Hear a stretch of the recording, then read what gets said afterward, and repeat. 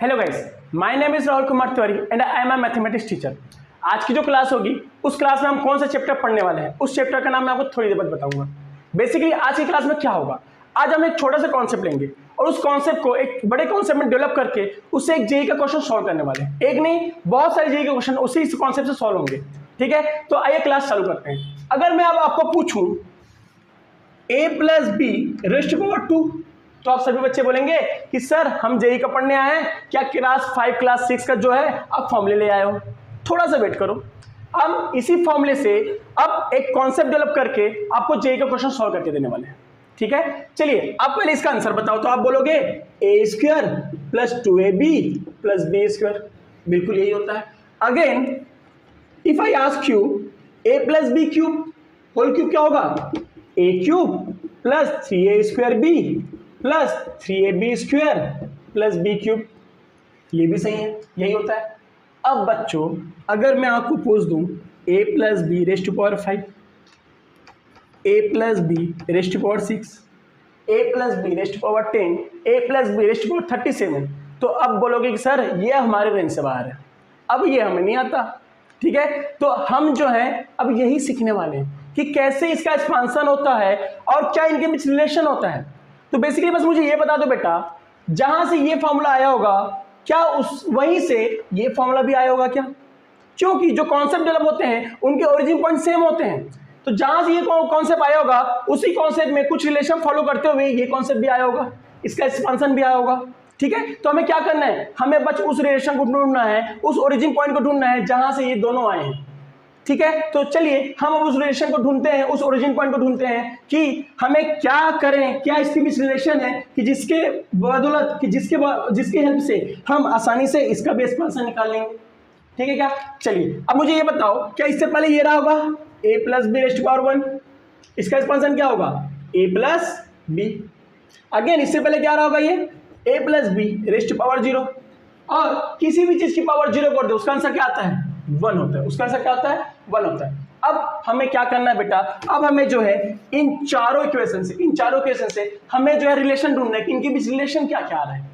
ठीक है, तो बेसिकली अगर मैं देख पा रहा हूं तो मुझे एक चीज तो आसानी से दिख गया, क्या कि जब पावर 0 है तो इनके एक टर्म आए, एक्सपांसन के बाद कितने टर्म आ रहा है, एक टर्म आ रहा है। वैसे ही जब पावर 1 था तो कितने टर्म आ रहा है बेटा, 2 टर्म आ रहा है। कितने टर्म आ रहे हैं, 2 टर्म आ रहे हैं। वैसे ही जब पावर 2 था तो 3 टर्म आ गए, और पावर 3 था तो कितने टर्म आ गए, 4 टर्म। मतलब कहीं ना कहीं मैं रिलेट कर पा रहा हूं कि जब 2 टर्म है, a प्लस बी पावर है समथिंग, तो जब उसका एक्सपांसन करोगे तो एक्सपांसन के बाद जो भी टर्म्स आएंगे, जितने नंबर ऑफ टर्म्स आएंगे वो कहीं ना कहीं इसके पावर पे डिपेंड कर रहा है। किस पे डिपेंड कर रहा है, पावर पे। मतलब जो टर्म्स आने हैं वो पावर से एक ज्यादा आना है, यही हो रहा है। क्योंकि जब पावर 3 था तो टर्म्स कितने थे 4, पावर 2 था टर्म्स कितने थे 3। मतलब हमने एक रिलेशन निकाल लिया बेटा, क्या कि आने वाले टर्म्स, एक्सपांसन में आने वाले टर्म्स पावर से एक ज्यादा होगा। किससे होगा, पावर से एक ज्यादा होगा। ठीक है, एक रिलेशन निकल गया। ठीक है, अगेन सेकेंड चीज देखते हैं। अब देख पा रहे हो बेटा a plus B raised power है, तो जो पहला टर्म है वही पहला टर्म चालू हो रहा है और उसी पावर के साथ चालू हो रहा है जो पावर यहाँ पर है। ठीक है, आप चेक करोगे a रेस्ट पावर 0, यहाँ पर कुछ नहीं है तो क्या मैं इसको लिख सकता हूँ a raised power 0 b rest power 0, क्योंकि किसी की भी पावर 0 करोगे वैल्यू क्या आएगी, 1 आएगी। ठीक है, again a plus B raised power 1 है तो देख पा रहे हो a रेस्ट पावर क्या है 1, a plus B raised power 2 है तो a raised power 2, a plus B raised power 3 तो a रेस्ट पावर 3। मतलब ये तो देख पा रहे हो बेटा जो पहला टर्म है उसी टर्म के साथ ये जो है सेम पावर के साथ स्टार्ट हो रहा है, और जो लास्ट टर्म है उसी टर्म के साथ खत्म हो रहा है ना, जो लास्ट टर्म है उसी टर्म के साथ एंड हो रहा है, और पावर भी क्या हो रहा है, सेम हो रहा है जो यहाँ पर है। ठीक है, और एक और रिलेशन देख पा रहे हो बेटा कि इनके जो फर्स्ट टर्म है उसके पावर डिक्रीज होते जा रहे हैं। देखो यहाँ पर 1 था तो यहाँ पर कुछ नहीं, मतलब क्या है 0 है, तो 1 एंड पावर क्या हो गया 0। यहाँ पर देखो a रेस्ट पावर 2 है और यहाँ पर पावर क्या है a रेस्ट पावर 1, यहाँ पर कुछ नहीं, मतलब क्या है 0 है। तो आप देख पा रहे होगे a की पावर जो है डिक्रीज होती जा रही है, एक डिक्रीज होती जा रही है। ठीक है, यहाँ पर a रेस्ट पावर 3 है, यहाँ पर 2 है, यहाँ पर 1 है और यहाँ पर कुछ नहीं, मतलब क्या है a रेस्ट पावर 0 है। ठीक है, तो हमको ये तो पता चल गया कि कोई भी टर्म्स लिखे हुए हैं उनका अगर एक्सपांसन करना है किसी पावर के साथ, तो पहला टर्म उसी पावर से चालू होकर वो एक एक पावर डिक्रीज होते हुए आगे बढ़ते जाएगा। ठीक है, सेकंड बात क्या करूं बेटा, टर्म्स सेकंड की बात करें जो बी है, तो आप ध्यान से देखना इस बी का जो पावर है बढ़ते जा रहा है क्या, इंक्रीज होते जा रहा है क्या? देखो b जो है यहाँ पर पावर 1 है, यहाँ पर भी पावर 1 है, लेकिन यहाँ पर कुछ नहीं, मतलब क्या मैं b रेस्ट पावर 0 लिख दूं? तो आप देख पा रहे हो कि b की पावर 0 1, यहाँ पर b की पावर b रेस्ट पावर क्या है 2 है, 1 प्लस b रेस्ट पावर क्या है 2 है। तो देखोगे बेटा यहाँ पर कुछ नहीं, b तो b रेस्ट पावर 0 लिख देते हैं, यहाँ पर b की पावर 1, यहाँ पर b रेस्ट पावर 2। तो आप देख पा रहे होगे जो सेकेंड टर्म है उसकी पावर बढ़ते जा रही है, इंक्रीज होते जा रही है, 1 2 0 1 2। यहाँ पर क्या हो रहा है b rest power 0, b rest power 1, b rest power 2, b rest power 3। तो यहाँ भी सेकेंड टर्म्स की पावर क्या हो रही है, बढ़ रही है। तो हमने 2 रिलेशन निकाले, 3 रिलेशन निकाले, क्या क्या?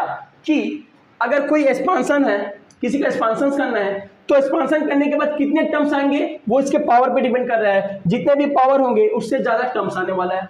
क्लियर है क्या? ठीक। सेकेंड, जो फर्स्ट टर्म है वो सेम पावर के साथ चालू होकर पावर डिक्रीज करते जाएगा और पावर लास्ट में क्या हो जाएगा 0। और वैसे ही जो सेकंड टर्म है वो 0 पावर से चालू होकर इंक्रीज होते हुए सेम जो यहाँ पे पावर है उसी पावर के साथ खत्म होगा। ठीक है क्या? अब एक रिलेशन और देखो, क्या रिलेशन है, अब ध्यान से देखना बेटा। जो पावर यहाँ पे है वो सभी टर्म्स में जितने भी वेरिएबल है उनके पावर को आप अगर मर्ज कर दोगे तो उनके पावर भी इसी पावर के इक्वल आने वाले हैं। देखो 2 + 1 3, 1 + 2 3, यहाँ भी 3 है और यहाँ भी 3 है। इसमें चेक करो, इसमें पावर क्या है बेटा 2 है, तो यहाँ पर भी 2 है, यहाँ पर भी 1 + 1 2 हो जाएगा, यहाँ पर भी क्या होगा 2 हो जाएगा। मतलब हमने एक और रिलेशन देख लिया। क्या रिलेशन है? कि जो यहाँ पर पावर है वही पावर सभी जगह कैरी करेगा जब उनके इंडिविजुअल टर्म के वेरिएबल के पावर को जब आप मर्ज करोगे। इंडिविजुअली जो टर्म्स है उनके जब वेरिएबल के पावर को मर्ज कर दोगे तो जो पावर मर्ज करने के बाद जो आएगी वैल्यू वो एज इट इज इसी की इक्वल आएगी। ठीक है, तो हमने 4 रिलेशन लिख लिए बेटा। अब इसी 4 रिलेशन के बिहाफ पर अब मैं अगर आपको बोल दूं कि a + b रेस्ट पावर 5 का एक्सपांशन बताओ, तो मुझे लग रहा है कि आप बच्चे कर लेंगे। ठीक है, और अभी मैं आपको बोलूं बेटा, अभी आपको क्या करना है, सिर्फ a और b का एक्सपांशन क्या हो रहा है वो लिखना है। और ये जो कोफिशिएंट आ रहा है ना इस पर आप फोकस मत करोगे, ये जो कोफिशिएंट आ रहा है उस पर आप फोकस मत करो। कोफिशिएंट को हम थोड़ी देर बाद समझेंगे कि कोफिशिएंट के बीच रिलेशन क्या है। फिलहाल अभी हमको क्या समझना है, जो a और b है उसका एक्सपांशन करने पर a और b को हम कैसे लिखेंगे उसको सीख रहे हैं। ठीक है, तो अब बताओ बेटा, पावर 5 है तो कितने टर्म्स आएंगे 6 टर्म आएंगे। कितने टर्म्स आएंगे 6 टर्म आएंगे। क्लियर है क्या? ठीक है, और हमको पता है a⁵ से चालू होगा और इसकी पावर कम होती जाएगी और वही b की पावर क्या होगी बढ़ेगी। तो यहाँ पे 4 हो जाएगा, तो यहाँ पर 1 हो जाएगा और 1 + 4 कितना हो गया 5। क्लियर है? हमने ये भी पढ़ा था ना कि इंडिविजुअली टर्म के पावर को आप जब ऐड करोगे तो इसी की इक्वल आता है। ठीक है, अगेन नेक्स्ट टर्म क्या आएगा a⁵3 b²। नेक्स्ट टर्म क्या आएगा a⁵2 b1। Again next term क्या आएगा b3 a b4 and plus b⁵5। तो अगर मैं आपको बोल दूं बेटा a + b⁵5 का एक्सपांशन करना है और अभी कोफिशिएंट को नहीं लिखना है, अभी सिर्फ इसका एक्सपांशन कैसे होगा a और b का उसी को लिखना है, तो आप आसानी से अब लिख पा रहे होगे। क्या हो रहा है बेटा, a⁵5 से चालू होकर इसकी पावर घटती जाएगी और b की जो पावर 0 से चालू होकर बढ़ती जाएगी कहां तक 5 तक। तो हमने आसानी से इसका एक्सपांशन कर लिया क्या? बिल्कुल। अगेन बेटा अगर मैं आपको बोल दूं a + b⁵7 करना है, क्या करना है 7 करना है, तो हम क्या करेंगे a⁵7 से चालू करेंगे। अब a⁵6 होएगा तो यहाँ पे क्या आ जाएगा b आ जाएगा। अगेन a⁵5 तो यहाँ पर b²। अगेन ये ऐसे ही चलते जाएगा और लास्ट में a की पावर घटती जाएगी और b की पावर बढ़ती जाएगी, तो लास्ट में क्या बचेगा, लास्ट में ओनली b बच जाएगा। लास्ट में क्या बचेगा b⁵7 बच जाएगा। ठीक है, तो जब a + b⁵7 जब एक्सपांशन करोगे तो ये होने वाला है। और अभी मैं फिर से रिपीट कर रहा हूँ बेटा, अभी हमने कोफिशिएंट नहीं लिखा है, ये जो कोफिशिएंट है ना इसकी वैल्यू नहीं लिखा है, उसमें भी कुछ रिलेशन होता है, वो रिलेशन थोड़ी देर बाद देखेंगे। बेसिकली हम अभी क्या कर रहे हैं, हम बस ये देख रहे हैं कि जब इसका एक्सपांशन करेंगे तो वेरिएबल को कैसे लिखना है। ठीक है, तो वेरिएबल को कैसे लिखना हमने सीख लिया क्या? बिल्कुल सीख लिया। अब हम आते हैं कि कांस्टेंट टर्म कोफिशिएंट को कैसे लिखेंगे। ठीक है, ठीक है, इसके लिए मुझे इसको एरेज करना पड़ेगा, एरेज कर देते हैं। ठीक है, अगेन इसको फिर से क्या था मेरे को फिर से बताना, a + b⁵0 क्या था 1, a + b क्या था बेटा a + b यही था। Again a + b whole square क्या था a² + 2ab + b² यही था। Again a + b whole cube क्या था a³ + 3a² b + 3ab² + b³ यही था क्या?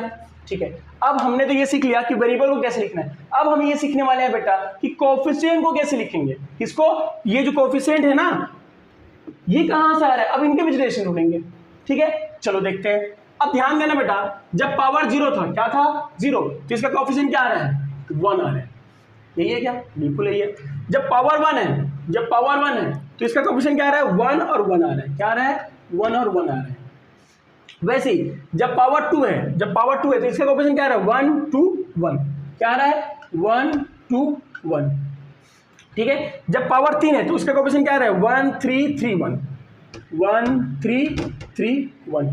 यही आ रहा है क्या।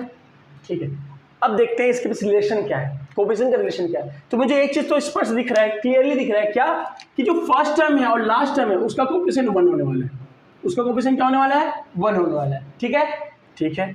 अब जो बीच के टर्म है उसमें ही हमको थोड़ा सा कंफ्यूज करेगा, तो वो भी देख लो बेटा। क्या इसको जब मैं 1 और 1 को ऐड करूंगा तो 2 आ रहा है क्या, बिल्कुल आ रहा है। 1 और 2 को ऐड करूंगा 3 आ रहा है, बिल्कुल।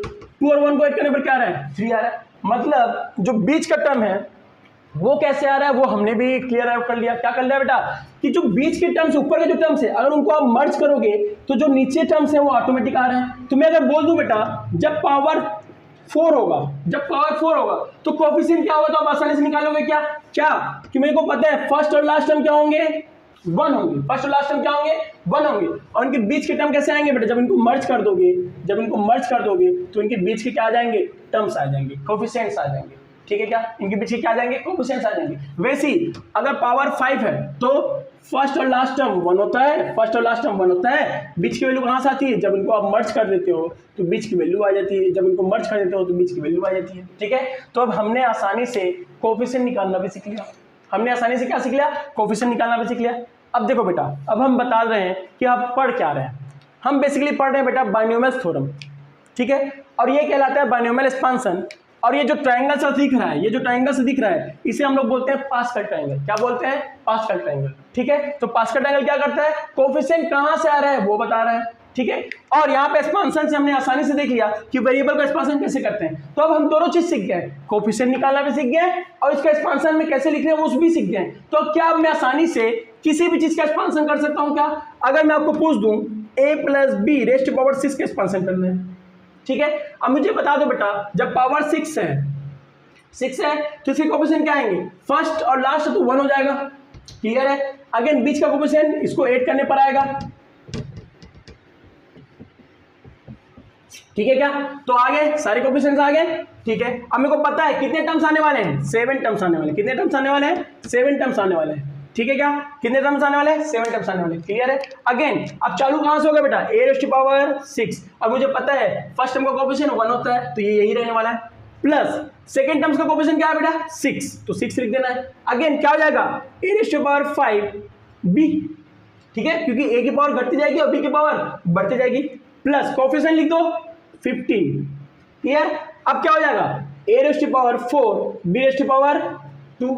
फिर से कोफिशिएंट लिख देना बेटा, फिर से क्या लिख देंगे, कोफिशिएंट लिख देंगे। कोफिशिएंट क्या है 20। अगेन क्या हो जाएगा a³ b³। कोफिशिएंट लिख दो 15, a² b⁻4। कोफिशिएंट लिख दीजिए 6, a b⁻5। अगेन कोफिशिएंट लिख दो 1, तो क्या हो जाएगा b⁻6। तो बेटा a + b⁻6 का एक्सपांशन ये होने वाला है। और ये अब हम आसानी से लिख पाए, क्यों, क्योंकि हमें एक्सपांशन के बाद इस वेरिएबल को कैसे लिखना वो भी सीख लिया है और कोफिशिएंट कहां से आ रहा है वो भी सीख लिया है। अब अगेन एक चीज आपको कोफिशिएंट के बीच एक रिलेशन देख रहा हूं बेटा, अब उस रिलेशन को बता रहा हूं। ध्यान देना, क्या आपने गौर किया है कि मिडिल टर्म के बाद जो कोफिशिएंट है वो अपने आप को रिपीट कर रहे हैं। चेक करना, यहाँ पे मिडिल टर्म क्या था 2, तो इधर 1 है इधर 1 है। यहाँ पे मिडिल टर्म 2 है 3, तो इधर 1 है इधर 1 है। यहाँ पे मिडिल टर्म 6 है तो इधर 4 1 है इधर भी 4 1 है। यहाँ पे मिडिल टर्म 10 है तो इधर 5 1 है इधर 5 1 है। मतलब अगर मैं मिडिल टर्म तक कोफिशिएंट को लिख लिया तो उसके बाद कोफिशिएंट निकालने की जरूरत नहीं है। क्यों, क्योंकि उसके बाद कोफिशिएंट क्या कर रहे हैं, अपने आप को रिपीट कर रहे हैं, अपने आप को रिपीट कर रहे हैं। तो ये भी रिलेशन मिल गया बेटा। ठीक है, अब बस मुझे ये बता दो कि अगर मैं आपको पूछ दूं a + b⁻10 तो क्या फिर से आप ये पास्कल ट्रायंगल बनाओगे, क्योंकि हमारे पास तो टाइम कम होता है। अगर मैं ये फिर से पास्कल ट्रायंगल बनाने लग गया तो मैं तो बहुत टाइम लग जाएगा बेटा। मतलब मुझे कहीं ना कहीं फील हो रहा है कि कहीं ना कहीं इस पास्कल ट्रायंगल में कुछ रिलेशन और होगा जिससे ये और आसानी तरीके से लिखा जा सके। तो उस रिलेशन की बात करते हैं बेटा, ठीक है। तो उसके लिए मुझे पास का ट्रायंगल को बीच में लिखना पड़ेगा, तो मैं कुछ एरेस कर देता हूं इसे। अच्छा, ट्रायंगल क्या रहा था, ये 1 था, ये 1 था, ये 1 था, ये 1 1 1, यहाँ पे 1 2 1 1 3 3 1 1 4 6 4 1, यही आ रहा था, ठीक है। क्या कर रहे थे, इन दोनों को जोड़ेंगे 3, इन दोनों को जोड़ेंगे 3, इन दोनों को ऐड करोगे 4, इन दोनों को ऐड करने पर 6, इन दोनों को ऐड करने पर 4, ठीक है क्या। तो यही आ रहा था, ठीक है। अब देखो बेटा, हमें इनके बीच रिलेशन ढूंढना है कि कुछ न कुछ और रिलेशन होगा जिससे हम आसानी से बिना पास का ट्रायंगल बनाए निकाल लेंगे, ठीक है। ये कब आ रहा था बेटा, जब पावर क्या था 0, ये कब आ रहा था, जब पावर 1 है, ये 2, ये पावर 3 के लिए आ रहा था और ये पावर 4 के लिए आ रहा था, क्लियर है क्या। अब मुझे ये बताओ, यहाँ पे 1 है, कहीं ना कहीं मैं क्या इसको 0 लिख दूं, और ये क्या लिख रहा हूं आपको पता होना चाहिए, ये मैं लिख रहा हूं एनसीआर। क्या लिख रहा हूं, एनसीआर, जो आप परम्यूटेशन या कॉम्बिनेशन में पढ़ चुके होंगे या फिर पढ़ने वाले होंगे, ठीक है। इसको क्या होता है बेटा, इसका एक्सपेंशन क्या होता है, n factorial r factorial n minus r factorial, ठीक है। अब जब इसको एक्सपेंशन करेंगे, है ना, जब इसको एक्सपेंशन करके सॉल्व करेंगे तो आसानी से इसकी वैल्यू 1 आएगी, क्योंकि हमको पता है 0 फैक्टोरियल की वैल्यू क्या होती है, 1 होती है, ठीक है। अगेन बेटा, जब पावर 1 है तो यहाँ पर 1 आ रहा है, तो इसे कुछ कुछ तरीके से लिख सकते हैं।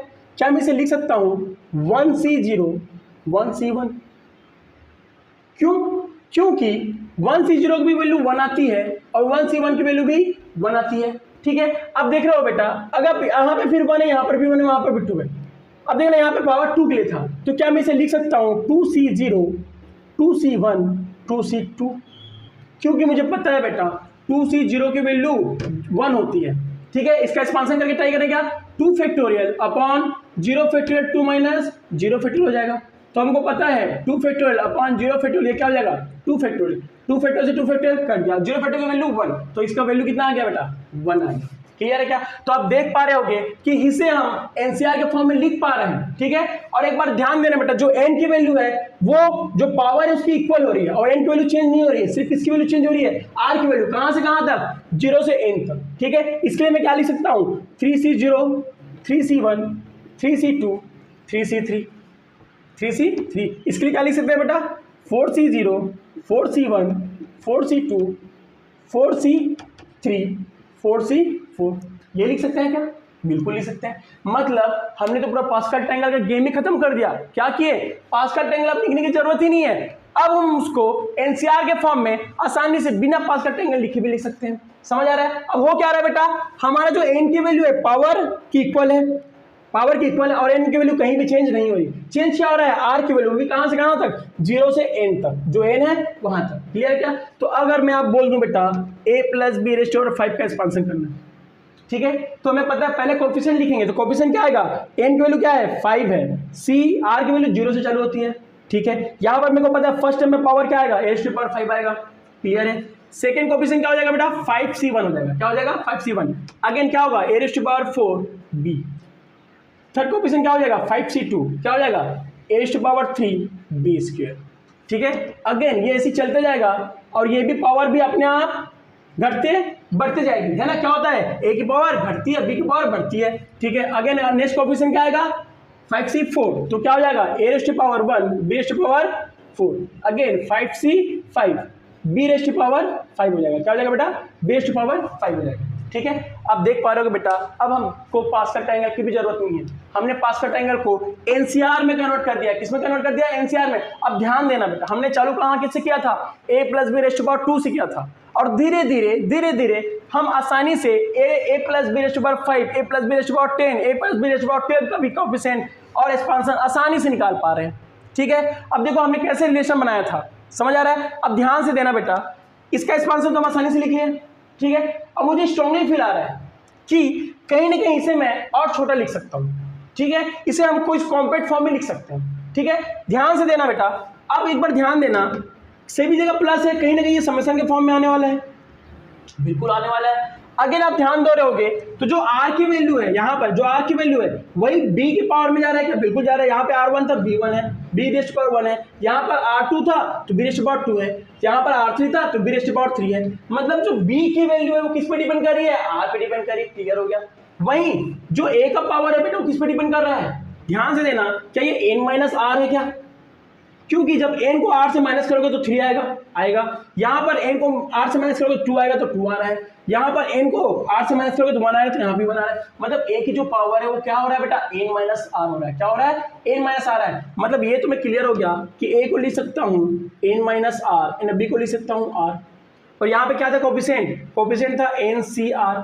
और r का रेंज क्या है बेटा, r जो है 0 से लेकर कहाँ तक जा रहा है, n तक जा रहा है। मतलब हम इस पूरी इक्वेशन को एक कॉम्पैक्ट फॉर्म में लिख लिए हैं जो इस तरीके से दिख रहा है, summation of r tends to 0 n, ठीक है, r 0 to n, NCR a raise to power n minus r b raise to power r। और ये जो लिखे हो ना बेटा, इसी को बोलते हैं जनरल टर्म। क्या बोलते हैं, जनरल टर्म, ठीक है। और ये जो जनरल टर्म है, इससे जेईई मेंस में, जेईई एडवांस में बहुत सारे क्वेश्चंस पूछेंगे बेटा, ठीक है। जनरल टर्म से ही आपके मिडल टर्म्स निकलेंगे, मिडल टर्म्स, उसके बाद जनरल टर्म से ही आपके इंडिपेंडेंस टर्म्स भी निकलेंगे। तो ये जो जनरल टर्म्स निकाले हो आप, इसी की मदद से जेईई के बहुत सारे क्वेश्चन सॉल्व होने वाले हैं, ठीक है। और ये बताओ, क्या इसको निकालने के लिए हमें कुछ ज्यादा एफर्ट करना पड़ा? बिल्कुल नहीं। हमने क्या किया है, हमने बस रिलेशन बनाते चले हैं। चालू कहां से किए थे, a plus B raise to power 2 से। उसके बाद हमने धीरे धीरे रिलेशन बनाना सीखा, कैसे एक्सपांशन करते हैं, कैसे कोफिशिएंट निकालते हैं, कोफिशिएंट को कैसे हमने एनसीआर में कन्वर्ट किया, उसके बाद कैसे इस बड़े से इक्वेशन को हमने एक छोटे से कॉम्पैक्ट फॉर्म में कन्वर्ट कर लिया। अब यही कॉम्पैक्ट फॉर्म कहलाता है बेटा जनरल टर्म, जो कि जेईई मेंस के लिए बहुत इंपॉर्टेंट चीज है, ठीक है। आइए, अभी तक मैंने आपको जो है a प्लस बी का कॉन्सेप्ट सिखाया है। अब अगर a प्लस बी की जगह आपको दे दे 3x plus 1/x raise to power 5, ठीक है। अब घबराना नहीं है, आपको क्या करना है बेटा, बस a की जगह 3x रखना है, b जगह 1/x रखना है। क्लियर है? चलिए चेक करते हैं कि इसका एक्सपांशन क्या होगा, ठीक है। हम बात कर रहे थे एक्सपांशन किसका, 3x plus 1/x raise to power 5 का, ठीक है। अब बोलोगे सर आपने तो a प्लस बी सिखाया था। बेटा कोई दिक्कत नहीं, आपको क्या करना है, अब हमारे लिए a क्या है 3x, b क्या है 1/x। तो जहां भी a आया था वहां पे मेरे को 3x लिख देना है, और जहां b आया तो वहां पे क्या लिख देना है, 1/x लिख देना है। तो ये बताओ, ये a की तरह काम करेगा और ये b की तरह, मतलब इसकी पावर घटते जाएगी और इसकी पावर बढ़ती जाएगी, ठीक है। अब कोफिशिएंट जो आता है वो लिखेंगे। तो पावर 5 है, मतलब मेरे को पता है n5c0 कोफिशिएंट होगा। और क्या होगा बेटा, a रेज़ टू पावर 5 होने वाला है, ठीक है। a क्या है मेरे लिए, 3x है। क्लियर? अगेन कोफिशिएंट लिख दो 5c1, क्या हो जाएगा 3x रेज़ टू पावर 4, एक पावर कम हो जाएगा और यहाँ पे 8 हो जाएगा 1/x। क्लियर है क्या? अगेन क्या हो जाएगा इसका expansion, 5c2 3x raise to power 3 1/x raise to power 2। Again क्या आ जाएगा, 5c3 3x raise to power 2 1/x raise to power 3। Again 5c4 3x 1/x raise to power 4। Again क्या आ जाएगा, 5c5 1/x raise to power 5, 1/x raise to power 5। तो हमने आसानी से इसका भी एक्सपांशन कर लिया बेटा, कर लिया ना। देखो अब अगेन चेक करना, r यहाँ पर भी 2 है, यहाँ पर भी 2 है, तो जो b की पावर है वो किस पे डिपेंड करती है, r पे। इक्वल होती है, r 2 था, यहाँ भी 2 है, यहाँ r की वैल्यू 4 है, तो यहाँ भी b की वैल्यू, b की रेज़ टू पावर 4 है, ठीक है। तो ये बात तो क्लियर है कि हम अब आसानी से किसी भी चीज का एक्सपांशन निकाल पा रहे हैं, ठीक है। अब जेईई में क्वेश्चन क्या पूछा जाता है बेटा, अब उस पर फोकस करो। जेईई में बेसिकली क्वेश्चन पूछा जाता है कि आपको एक एक्सपांशन वैल्यू दे देगी और आपको बोलेगा कि मुझे कोफिशिएंट वैल्यू चाहिए something x raise to power something का। क्या बोलेगा जेईई कि मुझे उसकी कोफिशिएंट वैल्यू चाहिए, किसकी, x raise to power something. वो हो सकता है x रेज़ टू पावर 3 पूछ दे, हो सकता है x रेज़ टू पावर 5 पूछ दे, या हो सकता है x रेज़ टू पावर 4 पूछ दे।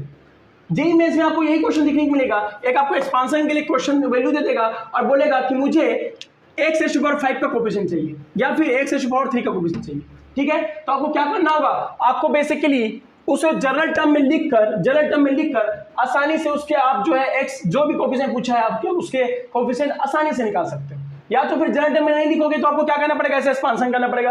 एक्सपांशन करने के बाद उसको सॉल्व करोगे, जैसे कि यहाँ पे भी सॉल्व होने वाला है, ये चीजें भी कटेगी, ठीक है। तो उसको सॉल्व करोगे तो मेरे को ये बता दो 5c0 की वैल्यू क्या होगी, 1 होती है। क्या होती है, 1 होती है, बिल्कुल 1 होती है, ठीक है। कोफिशिएंट हो गया 3x रेज़ टू पावर 4, तो ये बताओ ये क्या हो जाएगा बेटा, 3 raise to power 5 into x raise to power 5, ठीक है। अगेन इसकी वैल्यू क्या होती है बेटा, 5c1 की वैल्यू 5 होती है। क्या होती है, 5 होती है, ठीक है। अगर ये क्या हो जाएगा 3 raise to power 4 into x raise to power 4 into 1/x है, बिल्कुल है। अगेन 5c2 को अगर आप सॉल्व करोगे तो इसका आंसर क्या आएगा बेटा 10 आएगा। सॉल्व कर लेना कैसे, मेरे को पता है 5c2 है तो इसको क्या लिखूंगा 5 factorial upon 2 factorial 5 minus 2 factorial, ये लिखते हैं 5 फैक्टोरियल को मैं लिख सकता हूँ 5 factorial into 4 factorial into 3 factorial, ये क्या हो जाएगा बेटा 2 फैक्टोरियल इंटू ये क्या आएगा 3 फैक्टोरियल, 3 फैक्टोरियल से 3 फैक्टोरियल कैंसिल, 2 2 जा 4 कितना आ गया 10, तो कोएफिशिएंट कितना आ गया बेटा 10 आ गया। अगेन इसको क्या लिखूंगा मैं 3 raised to power 2 x raised to power 2, ठीक है। अगेन ये क्या हो जाएगा 1 upon x raised to power 3, ये क्या हो जाएगा बेटा 5c4 की वैल्यू कितनी होती है 5c4 की वैल्यू होती है 5, क्या होती है 5, ये क्या हो जाएगा 3x 1 upon x raised to power 4, 5c5 की वैल्यू 1, क्या हो जाएगा 1 upon x raised to power 5, ठीक है। जब इसे हम सॉल्व करेंगे अगेन तो क्या हो जाएगा 3 raised to power 5 into x raised to power 5, ये क्या होगा बेटा 5 इंटू 3 रेस्ट टू पावर 4, ये कट जाएगा क्या बचेगा x रेस्ट टू पावर 3, ठीक है। अगेन यहाँ पर क्या बचेगा 10 into 3 raised to power 2, again ये कैंसिल आउट हो गया, क्या बचेगा नीचे में x, यहाँ पर क्या बचेगा बेटा 5 इंटू 3, अगेन कैंसिल आउट हो गया, क्या बचेगा x रेस्ट टू पावर 3, यहाँ पर क्या बचेगा into 1 upon x raised to power 5, ठीक है। तो आपको क्या करोगे बेसिकली इसको आप जो है एक्सपांशन करोगे, उसके बाद आपको जिसका भी कोएफिशिएंट पूछा है आप आसानी से बता सकते हो। अगर आपको पूछेगा coefficient x raised to power 3 तो इसका कोएफिशिएंट क्या होगा 5 इंटू 3 रेस्ट टू पावर 4, अगर आपको पूछेगा x रेस्ट टू पावर 5 का कोएफिशिएंट तो इसका कोएफिशिएंट क्या हो जाएगा 3 रेस्ट टू पावर 5, ठीक है। तो आप ऐसे एक्सपांशन करके निकाल सकते हो, लेकिन इसके अलावा क्यों, क्योंकि बार बार आप ऐसे एक्सपांशन तो नहीं करोगे ना बेटा, हमने याद करना हमने एक जनरल टर्म निकाला था, अब उससे आसानी से इसका एक्सपांशन निकाल सकते हो, ठीक है। हाँ जी, हम क्या कर रहे थे, हमने इससे पहले अभी बेसिक एक्सपांशन से कैसे उसके कोएफिशिएंट निकालते हैं वो सीखे थे। अब मैं आपको बताने वाला हूं बेटा कि कैसे जनरल टर्म की मदद से आसानी से आप कोएफिशिएंट निकाल सकते हो। हमारे क्वेश्चन क्या था, हमारे क्वेश्चन था 3x plus 1 upon x raised to power 5, यही था क्या, ठीक है। अब बता दो बेटा जनरल टर्म क्या होता है, मेरा जनरल टर्म क्या होता है summation r is equal to 0 tends to n, ठीक है, और n की वैल्यू क्या है मेरे लिए 5 है, ठीक है। तो 5cr यही होने वाला था, ठीक है। क्या होता फिर a raised to power n minus r और n की वैल्यू क्या है मेरे लिए 5, b raised to power r, अरे यही होता है, था बिल्कुल यही होता है, ठीक है। ये हमारे क्या होता था जनरल टर्म। अब आपको पूछा क्या है बेटा, आपको पूछा था, अगर मैं बोल रहा हूँ कि अगर आपको पूछा है a रेस्ट टू पावर 5 पूछा है, a रेस्ट टू पावर 5 का कोएफिशिएंट पूछा है, ठीक है। तो अब हम क्या करेंगे, अब हम बेसिकली करेंगे जो a की वैल्यू वहां पर a की वैल्यू को शिफ्ट करेंगे, b की वैल्यू जहां पे वहां पे b की वैल्यू शिफ्ट करेंगे, तो शिफ्ट कर दो, क्या हो जाएगा ये r is equal to 0 5cr, a की वैल्यू क्या है 3x raised to power 5 minus r, b की वैल्यू क्या है 1 upon x raised to power r, यही है क्या, बिल्कुल यही है। अब हम क्या करेंगे x को एक तरफ रखेंगे और जो न्यूमेरिकल टर्म है उसको एक तरफ रखेंगे, तो चेंज कर दो बेटा, ये क्या हो जाएगा r is equal to 0 5cr, तो ये क्या हो जाएगा बेटा 3 raised to power 5 minus r, बिल्कुल, और यहाँ क्या हो जाएगा x raised to power 5 minus r, ठीक है। इसको क्या लिख सकते हैं अपन 1 upon x raised to power minus r। Again बेटा हमको पता है जब बेस से में डिवाइड है तो इनके पावर क्या हो जाते हैं माइनस हो जाते हैं, पावर क्या हो जाते हैं माइनस हो जाते हैं, यहाँ पे आर ही रहेगा, इनके पावर क्या हो जाएंगे माइनस हो जाएंगे, तो आप इनको क्या लिख सकता हूँ मैं यहाँ पर माइनस आर लिख सकता हूँ, ठीक है। तो किसमें टूट गया बेटा, ये हो गया summation r is equal to 0 5n 5cr, ये क्या है 3 raised to power 5 minus r, और ये x क्या हो गया 5x rest to power 5 minus 2r हो गया, ठीक है। अब हमने क्या कर दिया बेटा, हमने जो है न्यूमेरिकल टर्म और x वाली वैल्यू को वेरिएबल वाली वैल्यू को अलग अलग लिख लिया, ठीक है।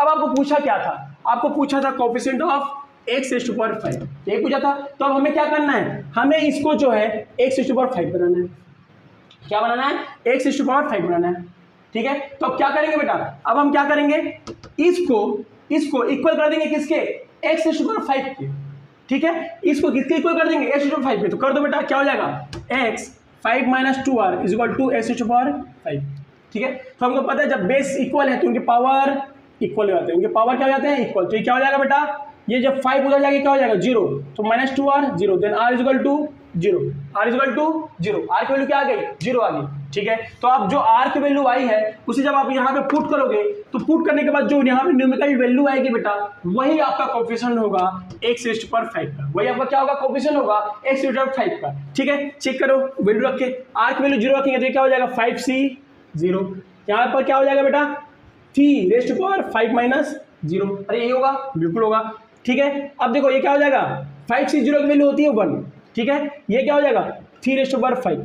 तो मुझे पता है कि शायद मैं बेसिक मेथड से भी जब निकाला था 1/5 का कोफिशिएंट तो कितना आया था बेटा 3/5 आया था। कितना आया था 3/5। और जब हम जनरल टर्म की मदद से भी निकाल रहे हैं तो आसानी से इसका आंसर कितना आ गया 3/5। मतलब आप चाहो तो जनरल टर्म से भी कोफिशिएंट आसानी से निकाल सकते हो। ठीक है, अब आगे भी हम जनरल टर्म की मदद से निकालेंगे बेटा। ठीक है, और जनरल टर्म की मदद से कैसे हम जे के क्वेश्चन को करेंगे वो आगे के वीडियो में देखते हैं। Thank you. हेलो गाइस, जैसे कि हमने प्रीवियस क्लास में किया था, इसे हमने पॉलिनोमियल एक्सपांशन जनरल टर्म से इक्वेशन को निकाला। ठीक है, और मैंने आपको एक क्वेश्चन सॉल्व किया कि आपको जेई में कुछ तरीके से क्वेश्चन पूछे जाते हैं। ठीक है, अब मैं आपको एग्जैक्ट क्वेश्चन करने वाला हूं, वो भी 2020 का अलग क्वेश्चन है जिसका। ठीक है, क्वेश्चन क्या है, the coefficient of x⁵ in the expansion of this one is. ठीक है, ये हमारा बनाया हुआ क्वेश्चन नहीं है, ये जेई में से क्वेश्चन है। क्लियर है? अब देखो इसे हम कैसे सॉल्व करेंगे। मैंने इस टाइप के क्वेश्चंस अभी अभी आपको कराया था। ठीक है, अब देखो हमें क्या लिखना होता है, इस टर्म का जनरल टर्म लिखेंगे। क्या लिखेंगे जनरल टर्म क्या होगा, समेशन r0 कहां तक 5, क्योंकि n की वैल्यू क्या है 5। Again 5cr। ठीक है, a⁻n - r होता था, a क्या है मेरे लिए 2x3। यहां पे क्या लिखेंगे 2x3 माइनस r। क्लियर है क्या? उसके बाद b⁻1 b⁻r होता था तो b के लिए -1/3 स्क्वायर। तो यहाँ पे क्या हो जाएगा -1/3x square raise to power r। देखो यार, अब मैंने आपको a b raise to power बताया था, ये तो माइनस है, इसको आप ऐसे तो लिख सकते हैं ना x plus -1/x raise to power 5। अब b की वैल्यू क्या हो गया 1 -1/3 स्क्वायर हो गया। ठीक है, कोई दिक्कत है क्या? नहीं, जहां पे b होगी वहां पे अपन माइनस की फॉर्म रख देंगे वैल्यू। ठीक है, अभी भी ये सेम ही चीज है। क्लियर है? ठीक है, अब देखो हमें क्या करना है, इसको जनरल टर्म में लिख दिया है। उसके बाद क्या करते थे अपन ये करते थे, जो x है उसको एक तरफ लिखते थे, है ना, और जो न्यूमरिकल टर्म उसको एक तरफ तो अलग कर दो। तो जब मैं अलग करूंगा तो क्या हो जाएगा 5cr। ठीक है, 2x³ है तो इसको लिख सकते हैं 2⁵ r into 2x x⁵3 into 5 - r लिख सकते हैं, अलग अलग कर दिए। ठीक है, अगर इसको क्या लिख सकता हूं मैं -1/3 raise to power r into 1/x² raise to power r। ऐसे लिखा जा सकता है, बिल्कुल लिखा जा सकता है। अब क्या करेंगे, x वाले टर्म्स को एक तरफ और न्यूमरिकल टर्म को एक तरफ रख देंगे, साथ में लिख देंगे। ठीक है, तो देखो r0 to 5cr अगेन क्या है 2⁵ r into -1/3 raise to power r। ठीक है, यहां पर क्या आ जाएगा x, इसके पावर का पावर क्या होता है मल्टीप्लिकेशन रहता है, अपना फॉर्मूला है ना, एक्सपोनेंट का प्रॉपर्टीज है। तो यहां पे मल्टीप्लिकेशन कर देंगे तो 15 - 3r हो जाएगा। अगेन इसको क्या लिख सकता हूं मैं x⁻² लिख दूं क्या? क्यों? क्योंकि ये रेसिप्रोकल में जब उसको ऊपर लेके जाओगे तो -2 हो जाएगा पावर, -2 into r -2r। ठीक है, अगेन इसको क्या लिख सकता हूं मैं x बेस से में पावर ऐड हो जाएंगे तो क्या मैं इनको -2r लिख दूं, एंड -2r into -3r कितना हो जाता है -5r हो जाता है। कितना हो जाता है -5r हो जाता है। अब ये बताओ, हमने क्या कर दिया, x को अलग लिख दिया, न्यूमरेटर को अलग लिख दिया। अब हम क्या करते थे, x⁵ 5 - 5r को उस पावर से कंपेयर करेंगे जो पावर हमको निकालने के लिए बोला गया क्वेश्चन। अभी हमको क्या निकालने बोला गया है x⁵5 निकालने बोला गया है। तो अब जो है इनके पावर को हम जब इनके पावर क्या है हमारा 15 - 5r को किसी को कर देंगे 5 के। क्यों? क्योंकि हमें x⁵5 पूछा है। ठीक है, तो यहां से r की वैल्यू निकलेगी, क्या हो जाएगा -5r = 10 एंड r = 2। तो r की वैल्यू क्या आ गया 2। तो अब क्या करना होता है, r की वैल्यू यहां पुट करोगे। ठीक है, तो r की वैल्यू यहां पुट करोगे तो क्या आ जाएगा, क्या है समेशन लिखने की जरूरत नहीं है। ठीक है, क्यों? अब हम जो इंडिविजुअल टर्म्स निकाल रहे हैं। ठीक है, तो x⁵5 के लिए जो कोएफिशिएंट आने वाला है उसके लिए हमको क्या करना पड़ेगा, r की वैल्यू 2 पुट करना पड़ेगा। तो यहां पे देखो बेटा 5c2 फिर 2⁵5 - 2 यही है, उसके बाद -1/3 रेज़ टू पावर 2 यही है क्या? बिल्कुल यही है।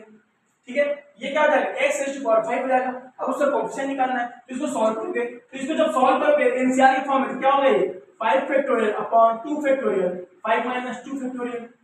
ठीक है, ये क्या हो जाएगा 2⁵3 मींस ये क्या हो जाएगा 8 ठीक है, 8 हो जाएगा। अगेन माइनस है, minus rest power even power है, तो इवन पावर मतलब माइनस हट जाएगा, क्या बचेगा, इंटू 1/9 बचेगा, बिल्कुल बचेगा। जब इसको सॉल्व करेंगे, इसको फैक्टर को 5 इंटू 4 इंटू 3 फैक्टर लिख सकता हूँ क्या इसको, बिल्कुल। उसके बाद क्या हो जाएगा, 2 फैक्टोरियल इंटू 3 फैक्टोरियल लिख सकते हैं क्या, लिख सकते हैं।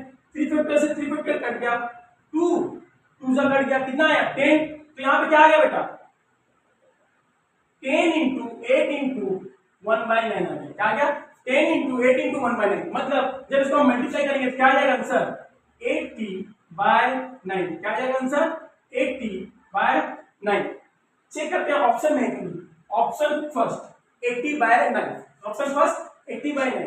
अब देख पा रहे होगे कि कैसे हम बहुत इजी तरीके से जेईई मेंस 2023 का क्वेश्चन जो है आसानी से सॉल्व करता है।